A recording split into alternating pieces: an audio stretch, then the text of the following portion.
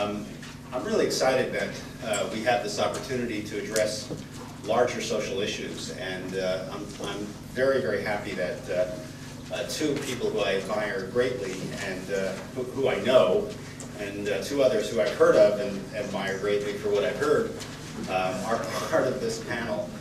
And I just want to say, Bill had asked me earlier about, what's CPA's position on torture? Well, we're a large guild organization, and we developed a social issues task force about really less than 45 days ago. And that task force is being organized so that CPA can have a mechanism for knowing how to respond to social issues, because they do come at the organization all the time. But I want you to consider this. In this convention, we have this panel, which provides a forum for a lot of psychologists. Really, there's 750 psychologists at this convention, so potentially a large number of psychologists to hear about these issues. And earlier today, I don't know if any of you were at the workshop that Uwe Jacobs gave. Were any of you there? That was also a terrific workshop on issues around torture. He's the executive director of Survivors International in San Francisco. So it's really an honor for me to bring this kind of issue to CPA and to the profession of psychology. And I'm really delighted to be able to introduce Bill. I've known Bill for several years. Bill is a very impressive group therapist. He's been providing training in group therapy for many years and is really a master of group therapy. And he is the former president, he is the president actually, of the Berkeley Group Education Foundation. He's also a fellow of the American Group Psychotherapy Association, and he's the co-chair of the Group Therapy Symposium at the Department of Psychiatry, UCSF. Bill is also, I think most importantly for me, a lecturer every year in my group therapy class, which really is great because he comes in and he provides actual experience for the students to learn how to do group therapy. He's also incredible. I met his history teacher today, who's the guy taking the video over here. And I had to tell him that he's probably one of the best history teachers that's ever existed, because if you get to know Bill at all, you'll know he knows a lot about history. So it's really my great pleasure and honor to introduce Bill Roller to you. Thank you, Governor. Good afternoon. I'm delighted to be with you today, joining this distinguished panel to discuss a topic of great importance. The way in which groups influence and shape public opinion is directly related to our study of group therapy, where we attempt to affect not only our patients' belief, but also their behavior. We must remember that every group, even this group assembled here today, has political implications and potential for action. Indeed, the First Amendment to the U.S. Constitution specifically states that we have a right to peaceably assemble, to celebrate our humanity, to redress grievances, and to address injustices. That is our goal today. I do have a few announcements. The proceedings of our panel are being videotaped, and cameras will be filming only panel members. The videos will be for internal use only, to help panel members critique our process as a small group. When time for questions, if you do want your voice recorded and do not want your voice recorded, you may use 3x5 index cards to register questions, and one of our monitors will bring the card to me. Also, please turn off all cell phones and all things that go beep and squeak. There will be time at the end of our panel to complete evaluations, and I encourage you to return them with your continuing education forms so that the California Psychological Association can continue to bring you events like the one today.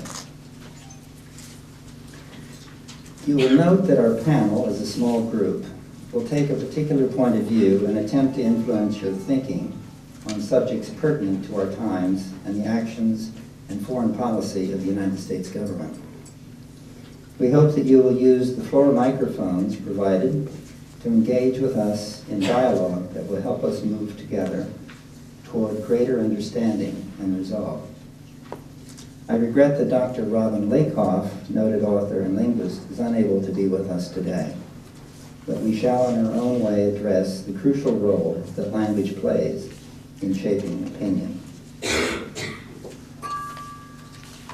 My opening remarks will be brief and to the point. We shall address the problem of finding an effective way to counter the misinformation and expose the distortions and deceptions of the current administration in Washington. At present, our executive branch is an example of a small group ruling the many by the manipulation of opinion and by the distortion of words and meanings, which are the substance of opinion. Our goal today is to break the silence surrounding the process of manipulation and correct the official narrative as presented by the Bush public relations people. We do this in the belief that the American people know more than they reveal in public, just as group therapists act on the faith that people know more than they realize and need encouragement to discover the truth for themselves. One antidote for the current malaise is to encourage our citizens to talk about what they know and not wait for pundits or media experts to reveal the truth at some later date. A recent book by James Rison entitled The State of War, The Secret History of the CIA and the Bush Administration, demonstrates the power of making private knowledge public. A variety of private sources have leaked an array of facts ranging from wiretapping of American citizens to the description of torture by American forces.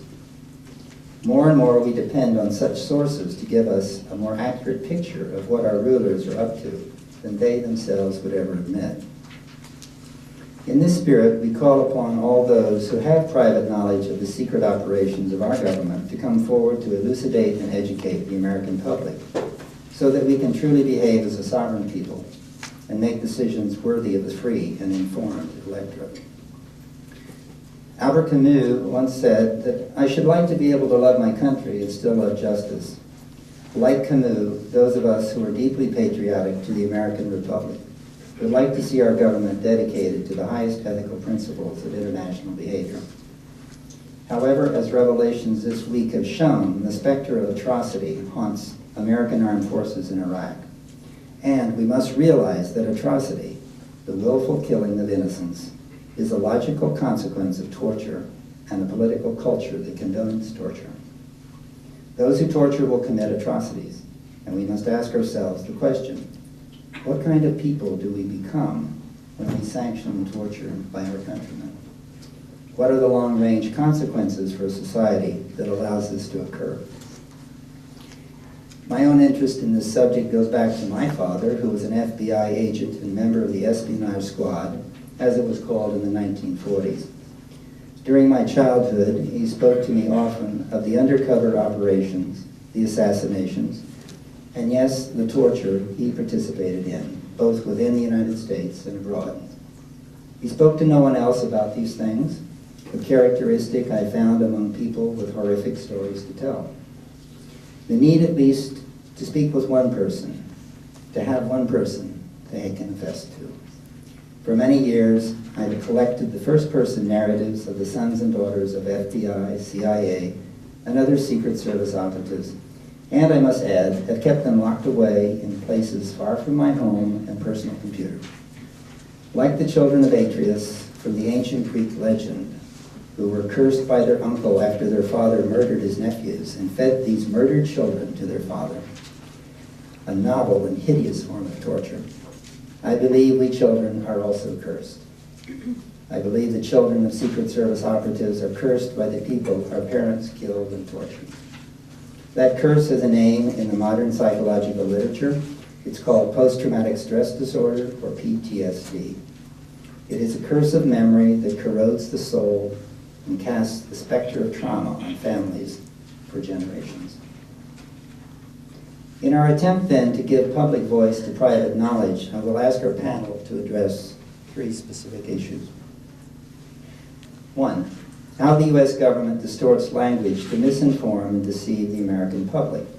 Examples of word distortion include the substitution of advanced interrogation techniques for torture, illegal combatants for prisoners of war, extrajudiciary operations for assassinations, prevented war for war of aggression, and collateral damage for civilian deaths in war. What are the long-range psychological effects of these distortions on the American people? 2. Now, the best intelligence gathered by U.S. Secret Service operatives is routinely ignored. Examples include the espionage squad in the United States had early warning of the Japanese attack on Pearl Harbor. Why didn't the naval commanders at Pearl have advanced warning? The Pentagon Papers, as Dan Ellsberg can attest, showed that for many years, high-level intelligence was ignored in favor of political puff pieces that played well at home. The intelligence predicted failure of the American war and the American political objectives in Vietnam. Why weren't the American people given these facts? The takeover of the American embassy in Tehran, Iran, in November of 1979 was considered a likely outcome by the U.S. intelligence community for several months before the attack, as David Harris makes clear in his book, The Crisis, the President, the Prophet, and the Shah, 1979, and the Coming of Militant Islam. Why wasn't the American embassy evacuated to prevent the takeover? Why was this kept a secret from the American people? In 2002, best U.S. intelligence indicated there was no weapons of mass destruction in Iraq at the time of the American invasion. Why was this information kept from U.S. citizens? 3. Finally, we shall address how psychotherapy clinicians, psychiatrists, and psychologists are manipulated so as to condone and in some cases plan psychological operations, or PSYOPs as they're called, another euphemism for torture. Terry Coopers, author of the book Prison Masculinities, calls the torture of prisoners at Abu Ghraib a dark mirror and logical extension of how we incarcerate prisoners at home. As clinical professionals, we know that the psychological defenses of rationalization and denial can alter the meaning of torture and war crimes. What happens to a nation that is caught in the grip of these psychological mechanisms? I hope that one outcome of our panel is that many of my colleagues will sign a petition to the U.S. President and Congress condemning torture as an instrument of state. Copies of this petition are in the hall today, and I encourage you to sign the petition for collection at the close of the panel. Our format for today will be as follows.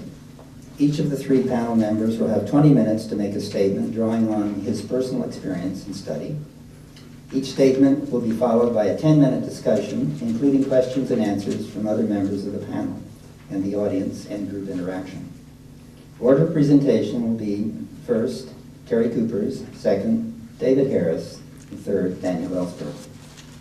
After all panel members have spoken, both panel and audience will engage in an open discussion of topics for 20 minutes. My role is that of timekeeper and moderator. Following our discussion, we shall take 5 minutes to complete evaluations of our panel. At that point, we shall be open to informal one-to-one talks with members of the panel and members of the audience.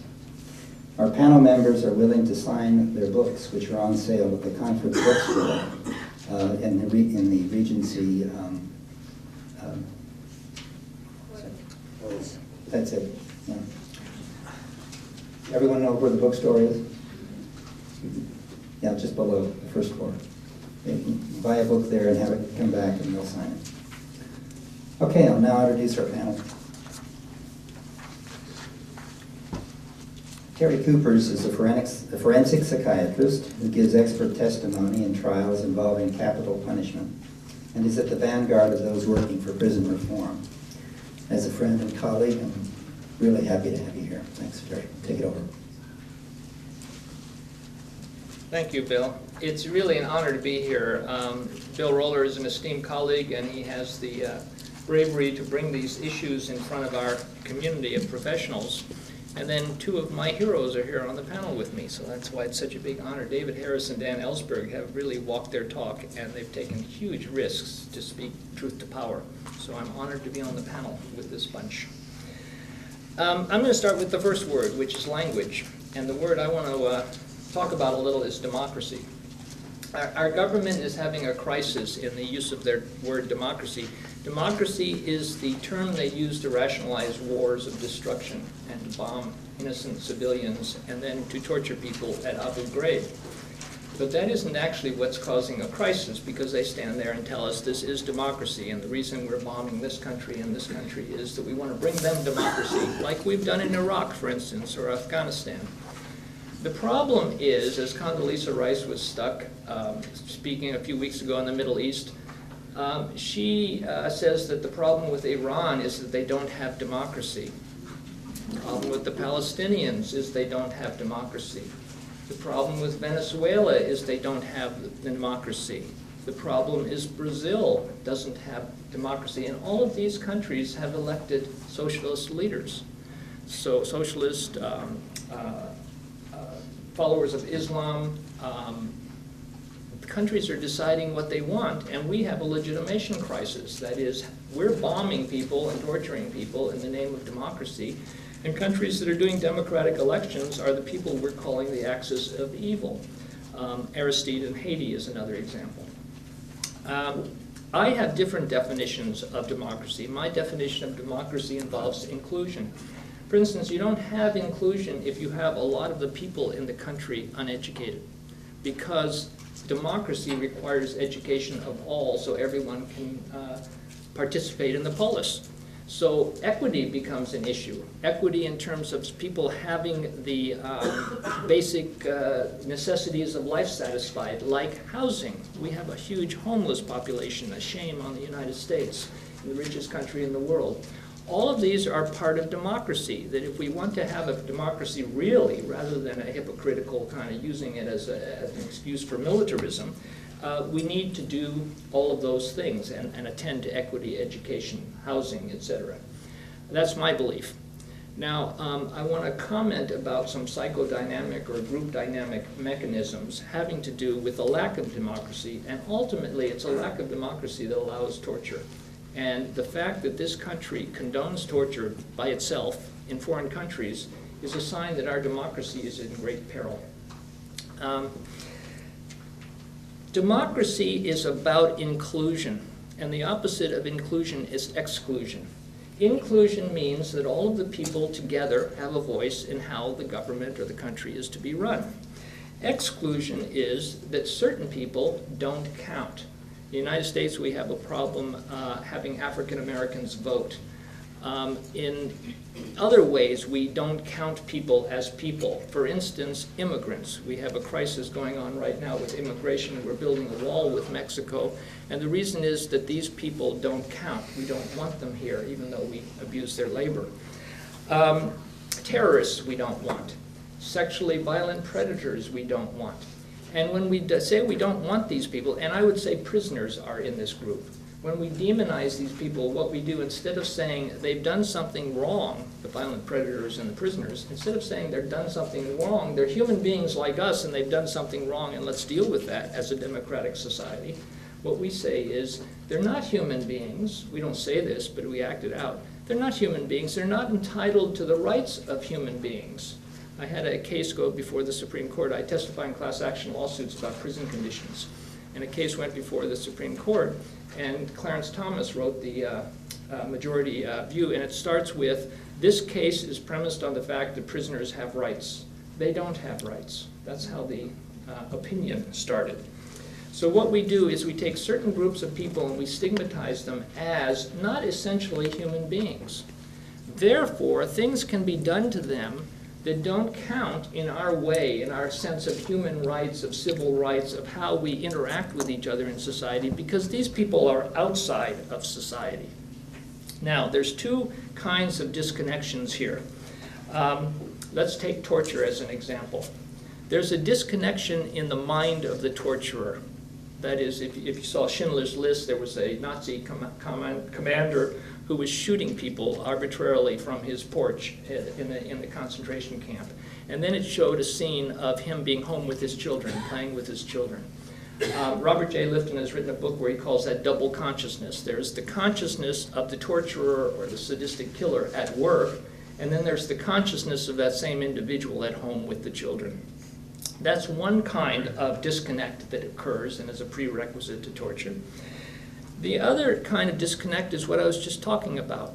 There has to be a social process, a large group process, whereby certain individuals are excluded from our list of who counts as a human being. The person that's tortured has to be on the other side of that list. That is, they have to be declared without saying this. We never say this, but this is what we do. This person really isn't a human being. Therefore, what's happening to them is either their own fault or doesn't matter because they're not one of us. Now, both kinds of disconnects are active in torture and required. I want to talk about two aspects of torture.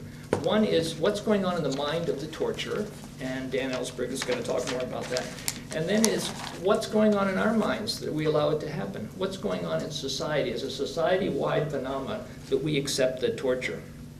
I think the disconnection is a key. As Bill mentioned, I've commented about Abu Ghraib. I do a lot of work in the prisons, and it's a lot of human rights work, and I complain about rape and misconduct on the part of guards who rape women prisoners and that kind of thing. The lack of visitation for prisoners, the way they're locked up in isolation units for the rest of their term or the rest of their life. And what's wrong with that? What's wrong with treating a human being like that? When the expose came about Abu Ghraib, I was asked a lot in the media, well, how does that compare to what's going on in our prison? And I ran down the list of what was going on. Stripping people naked, putting vicious dogs up close to them, threatening them with death if they do such and such, putting hoods over their head, threatening them, either electrocuting them or threatening them with electrocution. There wasn't sexual humiliation. There wasn't a thing that happened at Abu Ghraib that I couldn't list 3 or 4 prisons in the United States in the last 10 or 20 years where that has happened. So essentially, not everything happened in one place at one time, but essentially all the things that happened at Abu Ghraib were familiar to people who are concerned about what's going on in our prisons. Now, the next thing about that is that that's a shock to most people. I don't think you knew that.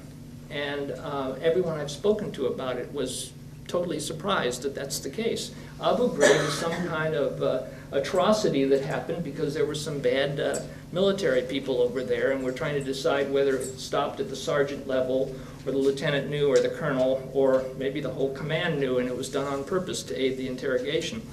But we're not thinking about the fact that what happened at Abu Ghraib is not unusual and happens in the United States all the time. We have in the United States what's called a cell extraction. It was invented in California at places like the Adjustment Center at San Quentin during the 60s and 70s, but then at Pelican Bay State Prison in Corcoran. Cell extraction is when 5 or 6 guards come in dressed what I call a ice hockey uniform. They have pads all over. They have, vests and gloves and helmets and everything. 5 or 6 of them come in and they open a cell door and go barging in on the prisoner who's in the cell all by himself. It's usually happening in segregation units.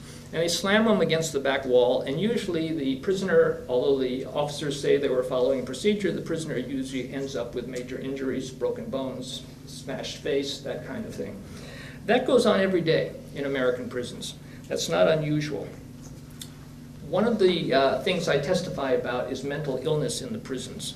We have, as a society, consigned an awful lot of people with mental illness to the prisons. I find in the prisons where I go and investigate this that a disproportionate number of the prisoners who are subject to cell extraction are in fact suffering from serious mental illness. And that sometimes it's just an entertainment for the guards. And they go in and rough up one of the prisoners. The disconnect is a really big problem. I won't say more about what the guards are doing. They have that double consciousness. What are we all doing? We really don't know what's going on in the prisons. What's going on in the prisons happens in secrecy. What goes on in Abu Ghraib is in secrecy until there's an expose. What's going on in Iraq is a secret. Most of us don't know how many civilians are being killed by American military. I think that the dynamic is this, and I'm going to bring this to a close and we can talk more about it. I think the dynamic is revenge. That is, we go and brutally abuse somebody, whether it's torture, whether it's military attacks, whatever it is. And we say, our rationalization for it, 10 minutes, okay, well then I'll talk more about this. We say that the reason we're doing that is they've done some awful thing. Well, if you think about it, every instance of genocide in recent history involves revenge of that kind. I mean, even in Rwanda, in Bosnia, Every group that has perpetrated genocide against another group has said, we're doing this because in the last round these people did this to us. And the Nazis had that view about Europe, doing that to them after the First World War. Revenge is a very terrible way to run social policy. Revenge is an understandable reaction on our part to something that happens to us, and we get angry at someone who did it, and we want revenge. But as the determinant of social policy, it's an extremely destructive thing. Now, I think revenge is involved in our attack on Iraq, that they've done something bad, and they have weapons of mass destruction, they're going to hurt us, we're going to get them. I think it's involved in our prison, expansion of the prison population. These people have done crimes, we're going to punish them. So what happens to them in prison doesn't really bother us. So the disconnect I'm talking about gets fueled and exacerbated by the revenge motive. The death penalty, what is the death penalty? It's about revenge. We are going to do something to this person because they've done something. Now we're spreading that, so we have an attack on immigrants, an attack on terrorists, and in this whole cartoon exchange we have an attack on Islam. And in each instance it's about revenge. It's about the people on the other side of the line, the them in the us versus them dichotomy, is somehow not included in our view of who we should talk to about democracy. They're just bad, they're wrong, they've done awful things, and we don't care what happens to them. That's what has to happen in the public consciousness in order for torture to occur without people rising up and saying this is not okay in our name. We have a training in revenge going on. Every time I see Donald Rumsfeld on television, I think we're being trained to take revenge. He says that this group did this, and don't worry, we're going to find them and we're going to kill them. And whether that's Osama bin Laden or it's insurgents in Iraq or it's insurgents in Afghanistan, he's going to find them and kill them. And what's going on, I don't think it's just a rationalization for the military excursions.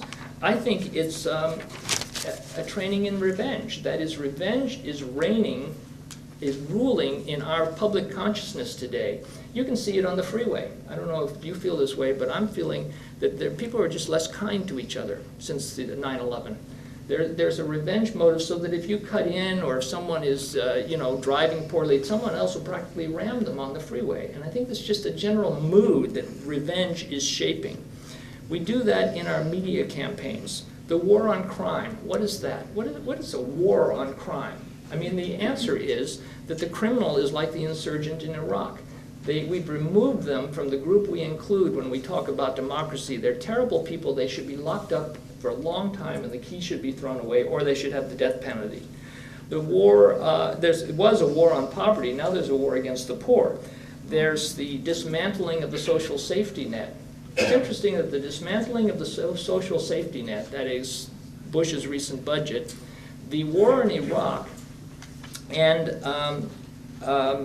the war on crime are all occurring at the same time. They're all motivated by the revenge motive. That is, people don't deserve welfare. If they don't get out there and work, or if they cheat on welfare, we're going to take their welfare away. We're going to lock those criminals up for a long time. And so what happens is we create a social sensibility that accepts revenge as a central motive, and then torture occurs. And basically people either say, I don't care about that, they probably did some terrible things, or we probably needed the information, or they deserve it, or we don't care about them because they're not part of the group we include when we talk about democracy among ourselves. I think I'll stop there and talk more about it. Okay. I'd like to give our panel an opportunity to respond. David, Dan? In the general discussion, we'll get to that. Okay. Please use your microphone. We have open discussion at this point.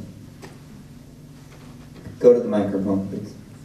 Hi, Marty Parker, psychologist from Illinois, economist in California. My concern is not what you're saying. I mean, the details and facts are clear to all of us, I'm sure. My biggest concern is the apathy that I see everywhere. That whenever there's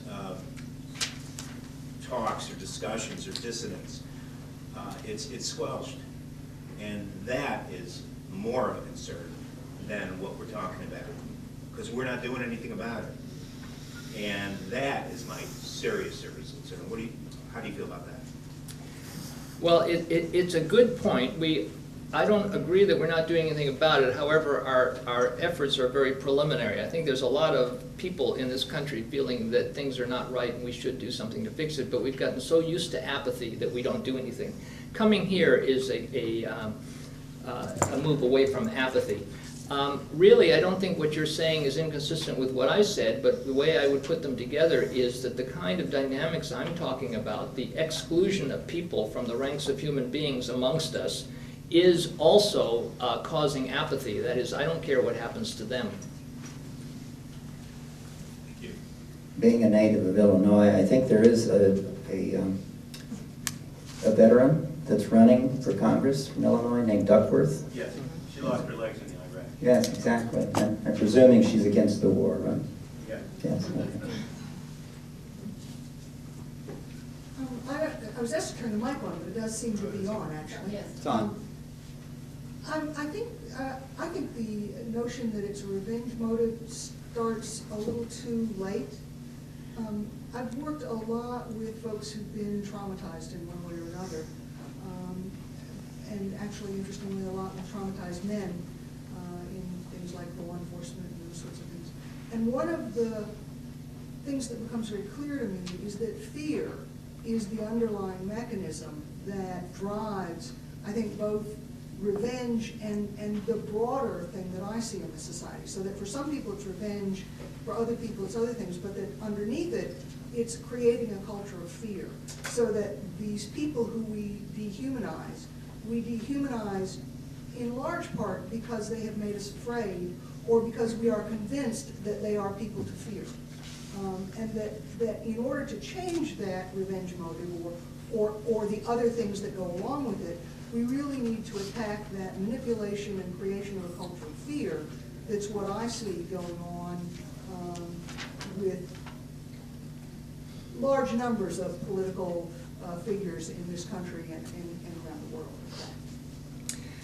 I absolutely agree. I want to qualify something here, and that is, I think we have a responsibility as professionals in psychology, and I'm in psychiatry, to educate the public at all turns. And I want to just make one distinction that I think we always ought to make when we're talking about trauma and perpetrating things. For instance, people who were traumatized, sexually abused as children, sexually abusing people when they become adults. The actual statistics are that among perpetrators of sexual abuse, pedophilia, domestic violence, are a huge proportion of people who were abused as children, right? However, the percentage of people who were abused as children, very, very small number of them become predators as adults. And I think we all know that, but I just want to make that clear when we're talking about trauma. I totally agree with about trauma. There was a study done by someone at Stanford whose name I forget about the death penalty. You know, you always read in the newspaper that the family of the victim was there and finally feels relieved that the person, the perpetrator of the crime that resulted in the death of their child, their mother, whatever, is finally executed. Execution is sort of a top of the iceberg example of revenge. Well, someone at Stanford did a study, if anyone know, remind me of his name, but where he said, well, let's look at those people 6 months later.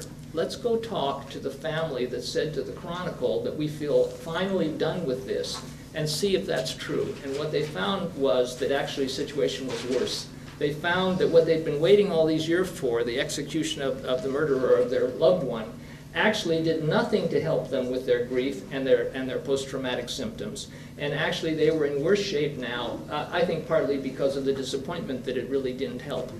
I think we have to work against revenge at every turn. I think we're doing it in our offices, right? We're saying, look, if you obsess about getting back at so-and-so, you're just not going to have a high quality of life. We say that one way or another, we call it psychodynamics. In South Africa, I think that was what was brilliant about Truth and Reconciliation. That is, we're not going to, and this was, Nelson Mandela says this clearly in his autobiography, it wasn't a matter that I forgive these people for the awful things they did. It was about what is going to make society function better, a society of revenge and vengeance or a society of forgiveness and reconciliation. And that's why I went for the Truth and Reconciliation. Other responses? Question? Is there time? Yes, continue. Thanks. I mostly really just wanted to thank you for bringing this to psychology. Just to tell a story, I was on council for 6 years during the beginning of the war and was frantic trying to get something out. I wrote a letter to the editor about the problem with Bush was not the usual psychological thing about the alcoholism of his father and all that, but was the disconnect from reality, which was apparent. And also at the time I was dismayed that they had dentists against the war and veterinarians against the war, and there were psychologists against the war. So I couldn't get this published except on the website of Psychologists for Social Responsibility, and then was part as the council rep from humanistic psychology with peace psychology. We got a task force on to study the effect of the government's efforts of the war against terrorism, to say, let's look at the effectiveness of it. That's for 2 years. It's still being referred to scientific committees at this point. So anyway, we've collected all the papers. It's being published by Prager. But the conclusion of that was, if the bottom line of our ethics code is if we're supposed to be able to discriminate danger to self and other, and even then we were able to see some of these problems with Bush and the promises against the war, and the voice was not out there. And you're looking back at things that could have been predicted that actually happened. It's horrible. So anyway, thank you for getting the voice out more. I want to thank you for that comment, because I've talked to a number of colleagues, some in very high places, who have said, you know, torture is one of those subjects about which reasonable people can have debate. Let me make a comment. First of all, I think we should move on to the other panelists, because that last subject is certainly something they're both very expert at, and activism and walking your talk. I get a lot of people, because I have a sort of reputation as a radical activist, and I get a lot of people come to me either as clients or just out in public life asking why they should be active, since things are so bad and it looks so hopeless that we're going to change anything. And my answer is this: I don't think we should be active because we're going to win. At some points in history, we're going to win. For instance, if you consider the 30s radical, who was just horrified by the 40s and 50s, and then survived into the 60s and died in the late 60s, that person would die happily, you know. Finally, there's a resurgence of the movements, civil rights we're winning, the war we're winning. Now, if a person who came of age in the 60s died in the 90s or now, they would die miserable, because look at things. And I don't think a scorecard on how we're doing is the reason to be active. I think the reason to be active is because it's right. Because the only way to really know what's going on in the world is to be informed, is to be on the side of those who are struggling against oppression and things like torture. And that's where I want to be. It's not that we're winning. I hope we win. And I hope there's a resurgence right now. I think people all over the country are having meetings like this where we're saying, we're not going to stand for this anymore. Something is really off. These people are just raping this country and the world, and we're not going to let them do it. And I hope that grows. We have time for a very brief comment. Go ahead. I've been a staff psychologist at San Quentin for 10 years, and now I'm a supervisor at a different state prison. We were actually on a panel together years ago at SAPR. I have to say, I totally agree with the way you describe the forces at work in the prison system, but I'm a little uncomfortable with the picture that you painted about the specifics of some of the things. I have to say, I've lost track of how many cell extraction teams. First, they've always, at least in the prisons I've been involved with, and as far as I know, California, always a psychologist is sent in first to try to talk the guy out. I've got many guys out over the years and avoided all kinds of stuff. Often have talked them through the process and made the whole thing go smooth. I have never, ever seen it done out of entertainment or that kind of stuff. I've always seen the case. It's a pain in the ass. They don't want to get into the hazmat suits. It's hot. They're standing up. It's always videotaped. I mean, there are many safeguards built in, and I've never seen anybody brutalized once they stop fighting, you know. So, I mean, I'm not saying what you just said never happens, but I just can't let that stay in the room at 100% of the time. It's that kind of thing, because it really isn't, you know. And I again want to echo, all the forces that you said are at play and more, you know. But there's good stuff happening there, too. good. I'm gonna say, there's stuff less than that level of evilness. So I just wanted to put that in. Okay, thanks. Thank you, it's good to see you, and I'm very glad to hear that. I've been in 4 major class action lawsuits in California. It was during my investigation about those lawsuits, and they were all settled in the, or the consent decrees were issued in the 90s, that I gathered the data that I was presenting. But I will just mention as a alternative to what you're saying, the gladiator fights at Corcoran, where the guards, for their own entertainment, lined up prisoners of rival gangs and put them on the yard together, which meant they would have to fight, and then they shot them. And they killed 7 prisoners. It's an example of guards doing that for their entertainment. I'm extremely happy. See, we come in at the different part. I come in and look at the abuses all over the country. I see it all the time, and the guards are entertaining themselves. They like to rattle the cage of people with serious mental illness. They like to get them to throw feces, which causes them to then put Lexan over the front of their cell, and then they write them a ticket and they stay in their isolation longer. So when you say they, it's some of them. This is true. They And sounds like this is true. all of them. Absolutely, I agree with you. People doing OD work, organizational development in prisons? There are I'm people doing being- prison reform in the prisons? So I have to. All right, I agree with you about that. It's some, I'm and it's some that are humane, done. and they're not all humane. Well, I agree with that. Okay, good. We'll move on. Our next panelist is David Harris. David Harris was from 65 to 75 an organizer against the Vietnam War. He's a journalist and author. In 1966, he founded The Resistance, a national organization organizing civil disobedience against military conscription. In 1969 to 71, he was a federal prisoner at the Federal Correction Institution, La Tuna. In my view, David still remains a leader of my generation. I was certainly proud to follow him in the 60s. And he's certainly a leader preferable to our current occupant in the White House. So take it, David. Well, I don't want to pretend I bring a great deal of expertise here. I don't have anything to hang on my wall that says I know about any of this stuff. I have, however, worked for 30-plus years as a journalist, becoming an instant expert whenever my editors required it of me. And I spent 10 years as an organizer during the 1960s as a civil rights worker in Mississippi, and as one of the founders of the draft resistance movement, and as a prisoner of the federal government. So I like to think I bring the expertise of a consumer of mental health here. In any case, I'm fascinated by that kind of gray territory where politics runs into pathology. And I think it's hard to find where that definitive line is where one becomes the other. Because certainly there are all kinds of behaviors that we engage in collectively that, were we to engage in them simply individually, might put us on one side of the line. When we do it collectively, we find ourselves on another side of that line.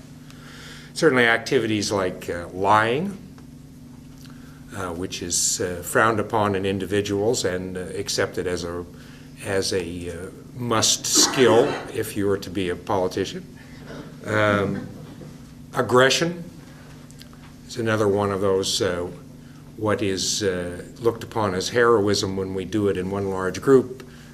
Looks decidedly different when we split them up into individuals and take a good look at each individual pursuing that.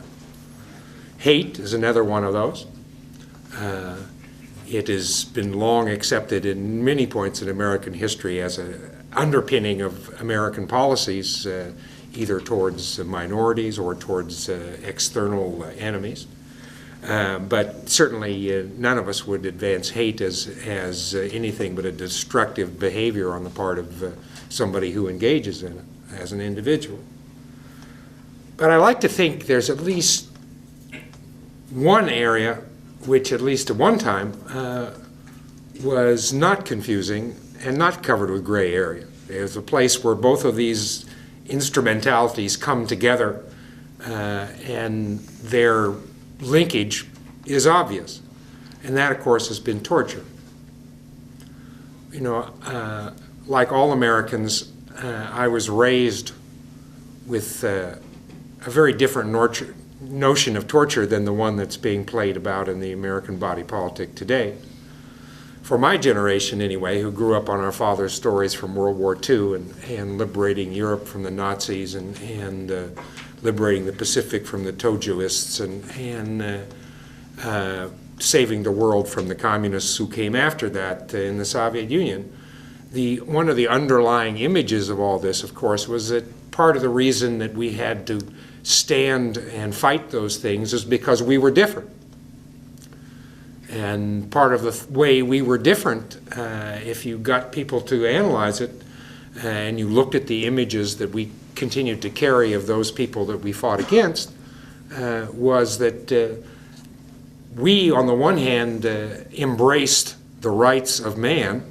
They, on the other hand, did things like string people up by their thumbs and inflict pain on them until they got the answers that they wanted to get. Time after time after time, the Soviets, the Nazis, the Japanese were all characterized to us as people who would torture.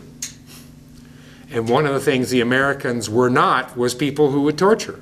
One of the things that made us different, that made the American state so much different than all those other states, was that we would not treat people in that way. It was outside of the ken. There was no way that Americans could honorably inflict that kind of pain on helpless people. We were simply not those kind of people. And like all Americans of my generation, from that starting point came an education, because suddenly it wasn't so clear, at least certainly for my generation, when Vietnam became the war that was going to be fought. And suddenly torture reared its head there.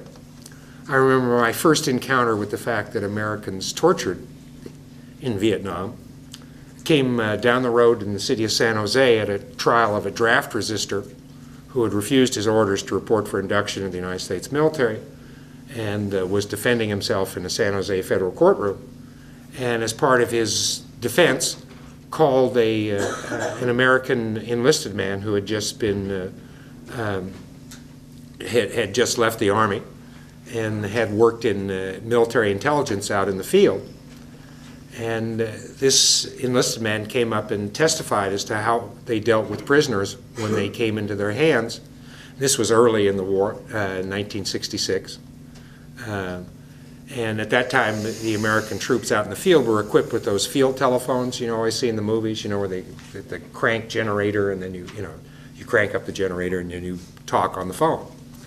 And the practice in the field, as this guy testified, was that when they caught a suspect, they would disconnect the generator from the phone. They would take the leads from the generator, attach them to his testicles, and then they would crank. And the phrase amongst the military intelligence folks was, we dial him up and he rings. Now this was spontaneous out in the field. I later, as a reporter, went back to Vietnam and interviewed a number of the survivors from the infamous tiger cages at Con Son Island, who were kept in unspeakable kinds of conditions for years and years, so much so that when they were released from the tiger cages, many of them could no longer stand up straight and spent their lives wheeling themselves around on little carts because they had lived for years on end in a space that was not possible for anyone over 4 feet tall to stand up straight in. And then, of course, we all learned towards the end of the war about the Phoenix program, in which the United States paid for and built 44 regional interrogation centers around the country of Vietnam. And we like to say that this was done for the sake of our allies, the South Vietnamese, who of course were the ones who actually ran these centers. And we took no responsibility for whatever went on there, although our own paperwork belied that fact. Typically one CIA operative who had been assigned to one of these interrogation centers sent a request back to headquarters because they had him billeted in housing that was right next to the interrogation center. And he wrote in complaining, you've got to find me another place to live. I can't get any sleep at night because they're screaming over there 24 hours a day. But remarkable in that entire process was that never was there ever an official acceptance that this was in fact what was going on. It was the nature of our own assumption as a people about who we were and how we behaved that it was not considered politically tolerable for any American government to stand up and say, yes, indeed, we tortured. Torture was still considered out of the can even when we were practicing it, so that we couldn't declare any kind of formal allegiance to it. And that's changed in the 20 years, 30 years, what are we looking at now? 30 years since the last American troops left Vietnam. Now we're faced with an administration that not only admits to torturing, that advocates torturing as a policy, where once before any politician in the American system who had stood up and said, look, we're torturing, it's a good thing, I'm glad we're doing it, we're going to do more of it, would have an uncertain future at best. Now we have an entire government that has declared that in fact torture is now the accepted policy of the United States government. We have a president who has, we have everybody down from him who have. And now suddenly, rather than those people who are the respecters of rights, we are the people who strap other people to boards and stick their heads underwater until they tell us what we want. And that's a profound kind of change.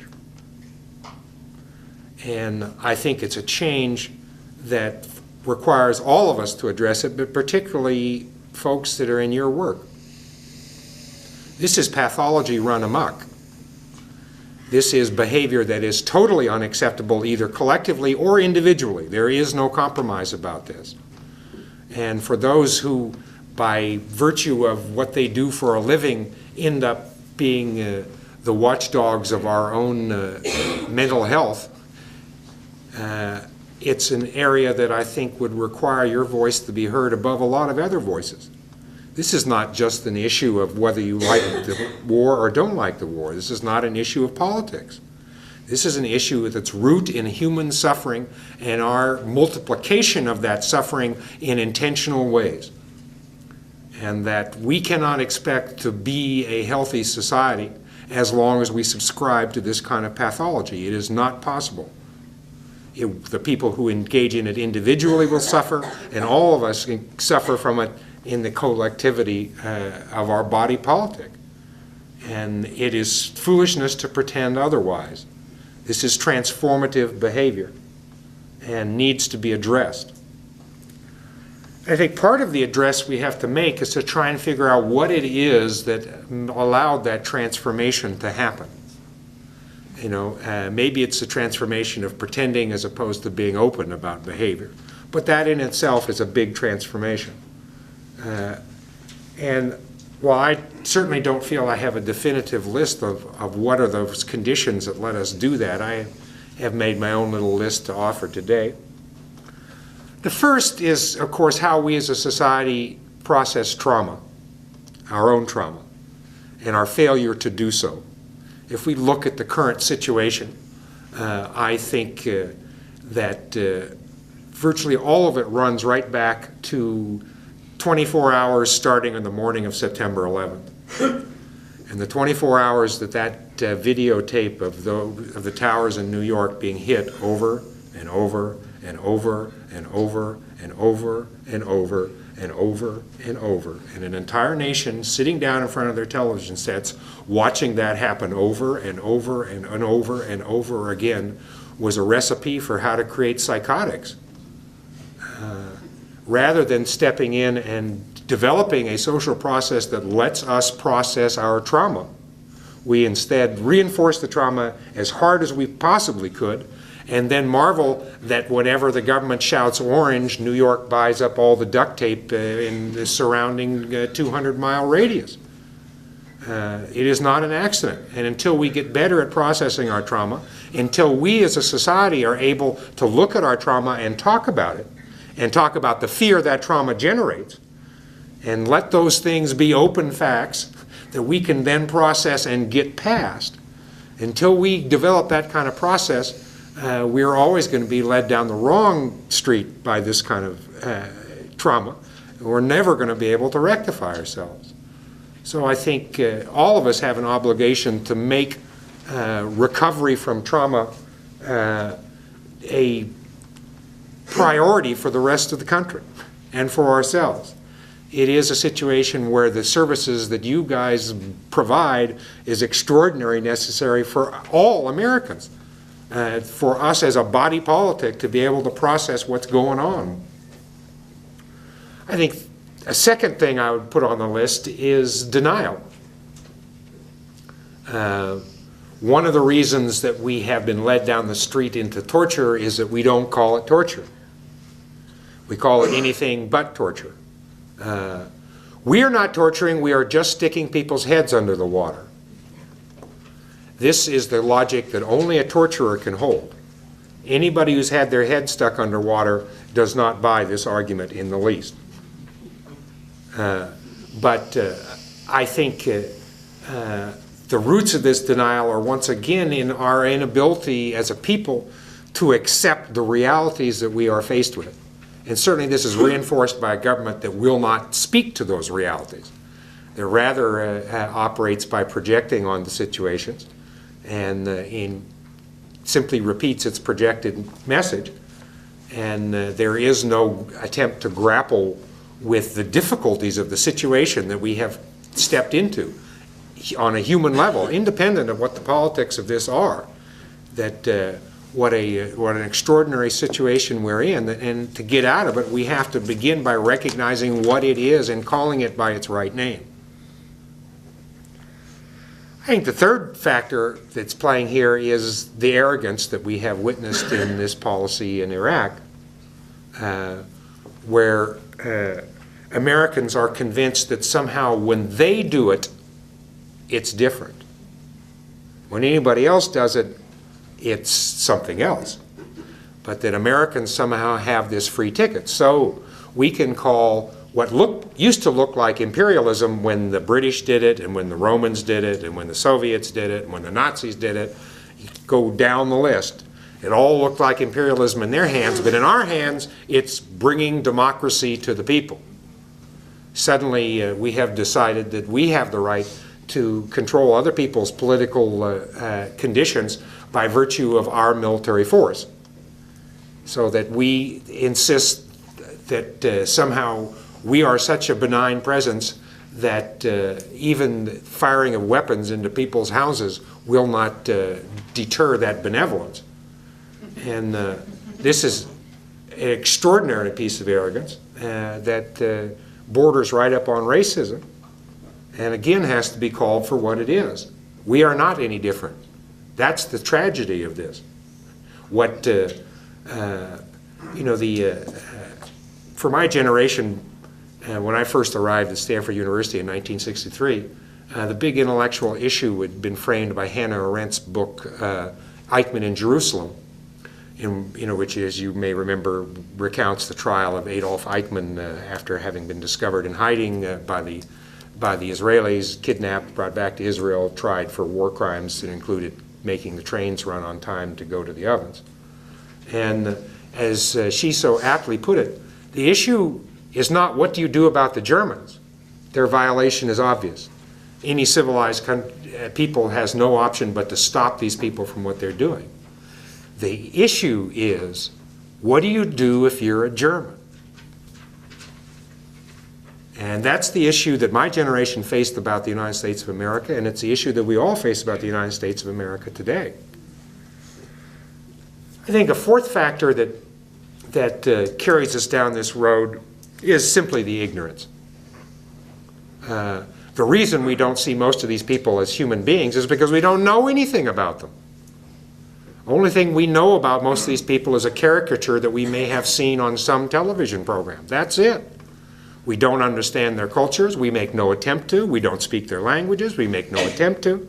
We simply go in and enforce our will when we feel like that's what's necessary to do. And We are the blind being led by the blind and facing a policy of blindness.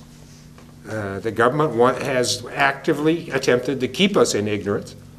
And for all of us who want to see a healthy America, I think it begins with a knowledgeable America. It begins with developing some collective intelligence so we can perceive the humanity of people, so we can perceive that there is more than one angle on every situation and begin to explore what those angles are and what do we see when we look down.